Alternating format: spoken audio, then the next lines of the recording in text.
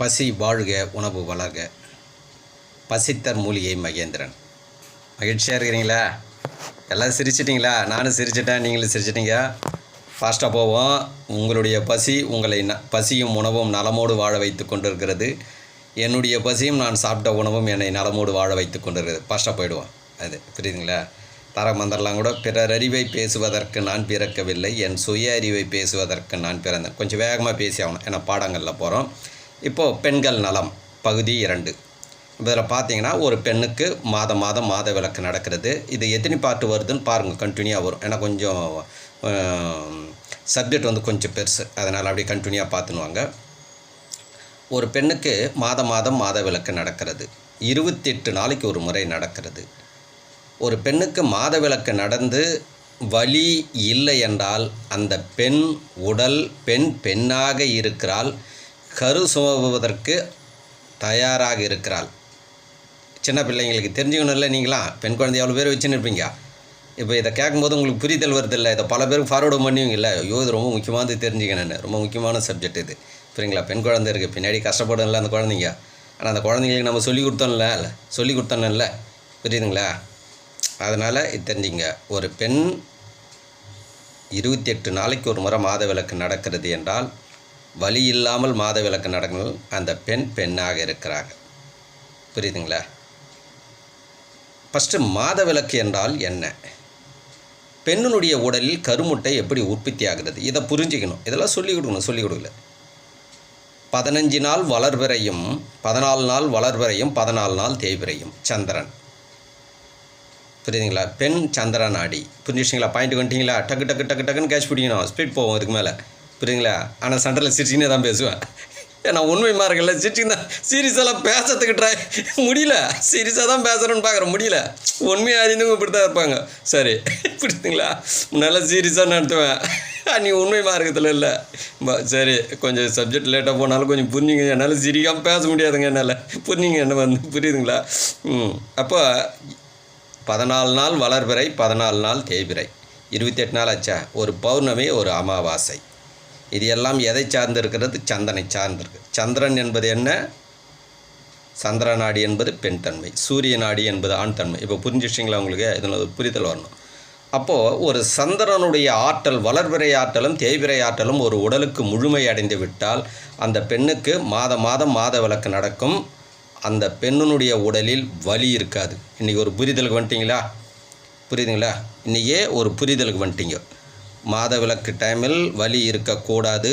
சினைப்பையிலிருந்து கர்ப்பப்பைக்கு வந்ததும் அந்த முட்டை தானாக உடைந்து வெளியே வருகிறது என்றால்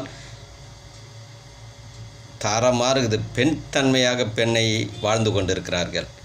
பல பேர் கஷ்டப்படாதீங்க, என் குழந்தைங்க அது மாதிரி இல்லைங்க, சரி பண்ணிக்கலாம், கவலைப்படாதீங்க. தெரிஞ்சுக்கலையே, இன்றைக்கி தெரிஞ்சுக்கிறீங்க இல்லை? புரியுதுங்களா? பெண் குழந்தை வச்சுக்கிறவங்களாம் ஃபார்வர்டு பண்ணுங்க, பார்க்கட்டும். புரியுதா? எவ்வளோ பேர் ஃபார்வர்டு பண்ண போகிறீங்க நீங்கள் மட்டும் கேட்டு, ஏன் பொண்ணு மட்டும் நல்லா ஆனால் போனது எவ்வளோ பேர் நினைக்க போகிறீங்களே தெரில, எனக்கு தெரியாது. நாம் நடத்துகிறோம். என்கிட்ட எந்த பெண் குழந்தை, ஏனென்றால் என் வீட்டில் பெண் குழந்தை இருக்குது. புரியுதுங்களா? அப்போ நான் எல்லாரையும் அது மாதிரி தான் நினைப்பேன். எல்லாருக்கும் நான் சொல்லிக் கொடுக்குறேன். பார்த்தீங்களா? இலவசமாக சொல்லிக் கொடுக்குற பாருங்க. புரியுதுங்களா? அப்போது ஒரு பெண்ணுக்கு 28 நாளைக்கு ஒரு முறை மாதவிலக்கு நடக்கணும். இன்னும் ஒரு பெண்ணுக்கு 28 நாளைக்கு ஒரு முறை மாதவிலக்கு நடக்கிறது, ஆனால் வலி இருக்கிறது. இங்கே தான் சிந்திக்கணும். அந்த பெண்ணினுடைய உடலில் சந்திரனுடைய ஆற்றல், வளர்பிறை ஆற்றலும் தேய்பிறை ஆற்றலும் பற்றாக்குறையாக இருக்கிறது. புரியுதுங்களா? இதை முதல்ல புரிஞ்சுக்குங்க. பற்றாக்குறையாக இருக்கிறது, கண்டிப்பாக உடலில் வலி வரும். புரியுதுங்களா? வலி வந்து தான் தீரும். புரியுதுங்களா? அப்போது அந்த வலின்னா என்னன்னு தெரிஞ்சுங்க.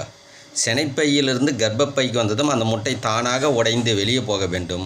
அந்த முட்டை தானாக உடையவில்லை. அந்த கர்ப்பப்பை அமுக்கி உடைக்கிறது. இது தாங்க வலி. ஒரு எலுமிச்சை மரத்தை கையில் குத்தா அமுக்கி நசுக்கிட்டீங்களா? 2 கையிலையும் நசுக்கிறீங்கல்ல. ஆனால் பழத்தை நசுக்கிட்டீங்க, அப்புறமா 2 கையும் வலிக்குதில்ல. அது மாதிரி அந்த கருமுட்டையை கஷ்டப்பட்டு உடைக்கிறது. எந்த புக்லேயும் இருக்காது உலகத்தில் இது. புரியுதுங்களா? இது வந்து அதை அமுக்கி உடைச்சி அது வெளியே ஏற்றி ஆகணும். ஏன்னா அடுத்து கருமுட்டை ரெடி ஆகிடுச்சு. அதனால தான் வலி இருக்கிறது. ஆனால் வலி இருக்கும் பொழுது திருமணமாகி அந்த பெண்ணுக்கு குழந்தை பிறக்கும் பொழுது கொஞ்சம் குழந்தை பலசாலியாக இருக்காது, பலம் குறைந்து இருக்கும். புரியுதுங்களா? இதை புரிஞ்சுக்குங்க, உஷாராக வளங்க. இந்த வீடியோ கண்டினியூவாக பார்த்துன்னு வாங்க, தலைப்பு பெருசாக போகும். ஏன்னா பெருசாகவும் நான் போட மாட்டேன், ஏன்னா ரொம்ப நேரம் பார்க்க மாட்டாங்க. இப்போ புரியுங்களா? இவங்க ஷார்ட் மேடு நான் எதனா ஒரு மூலிகை குடிச்சு தான் நல்லாயிடுமா? உடம்புக்கிட்ட அதெல்லாம் நடக்குது. லாஸ்ட்டில் கிளைமேக்ஸில் பசி மார்க்கத்தில் மொத்த பேரும் திணற போகிறாங்க பாருங்க. புரியுதுங்களா? உண்மை மார்க்கம் நான் படைத்தவனா லேசானவனா அவ்வளோ நீங்கள் நினச்ச மாதிரிலாம் மாறிடுவேன் நான் படைத்தவன் பாருங்க. புரியுதுங்களா? இதை தெரிந்து இதெல்லாம் சொல்லிக் கொடுங்க. பிள்ளைங்களோட ஒரு 5 நிமிஷம் இதெல்லாம் பேசுங்க. புரியுதுங்களா? சொல்லிக் கொடுக்குறேன்ல உங்களுக்கு. அப்புறம் 2 டாபிக் நடத்துக்கிறேன். ஒரு பெண்ணுக்கு மாதம் மாதவிலக்கு நடக்கும் பொழுது வலி உடலில் இல்லை என்றால் முதுவலியோ டயர்னஸ் காட்டும், அது இருக்கலாம். ஆனால் இடுப்பு ஃபுல்லாக வலிக்குதுங்க, வயிறு வலிக்குதுங்கண்ணா, சரியில்லைன்னு அர்த்தம். கவனிங்கன்னு கவனிங்க, அது சரியில்லை உடல். புரியுதுங்களா? குழந்தை பிறக்கும் பொழுதும் வலி கரு நிற்கிது பாருங்கள், அந்த குழந்தெல்லாம் வலிமை கம்மியாக இருக்கும். எங்களுக்கெல்லாம் தெரியாதுங்க. எங்களுக்கு திருமணமாகி குழந்தை பிறக்கும் பொழுது அதெல்லாம் தெரியாமல் போயிடுச்சுங்க. ஆனால் இன்றைக்கி இந்த வானமும் பூமியை கொடுத்துடுச்சு, அதாங்க உங்களுக்கெல்லாம் நடத்துகிறேன் நான். நீங்களாம் உஷாராகிடுங்க, பெண் குழந்தைய நல்லா வளங்க. புரியுதுங்களா?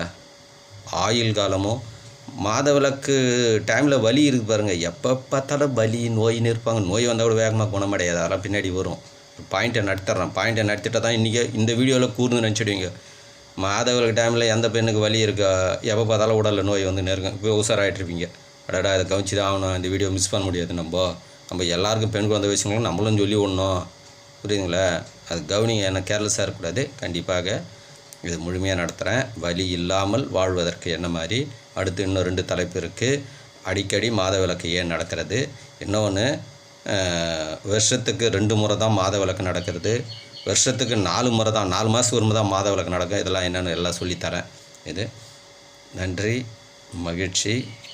பசி உணவு மகேந்திரன். மகிழ்ச்சியாக இருங்க. பசியும் உணவும் எல்லாரையும் நலமோடு வாழ வைக்கும். நன்றி.